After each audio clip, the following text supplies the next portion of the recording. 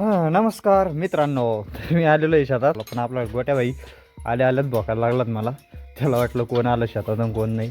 विषय असा आहे, या टायमाला येण्याचा आज फक्त व्हिडिओसाठी नाही आलो. तर प्रॉब्लेम असा आहे की आपल्या गाईची जी कास सुजलेली होती, आपण मागच्या व्हिडिओमध्ये जे दाखवलं होतं, एक विषय असा झालेला आहे का आपल्या 2 महिन्याची जी आपली खोडीची शेळी आहे, तर ती गाभण होती 2 महिन्याची. आता ती गाभडलेली आहे. कसं काय गाभडली काय माहिती काही, पण तिचा एक प्रॉब्लेम आहे.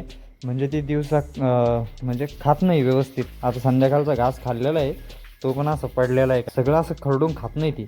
आताच परवा दिवशी तिने दोन्ही पिल्लं जे गोळेच बनलेले होते, म्हणजे त्यांना फक्त डोळे, एक शेपूट होती अशी इतकी इतकी, इतकलेच पाय होते.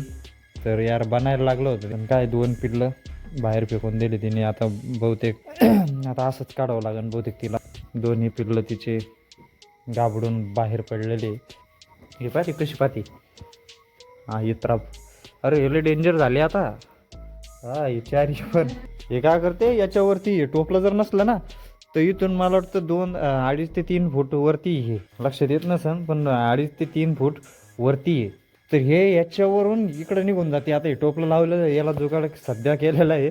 म्हणजे हे जे दोन्ही पिल्लं आहे आपले, हे याच्यात राहत होते व्यवस्थित 2 कॅरेटवरती, पण हे याच्यावरून निघून एवढं जाते. आता याच्यात परमनंट काहीतरी सोल्युशन आपल्याला काढावं लागणार आहे, आणि याला एक गेटसारखं करून घेतो टेम्पररी.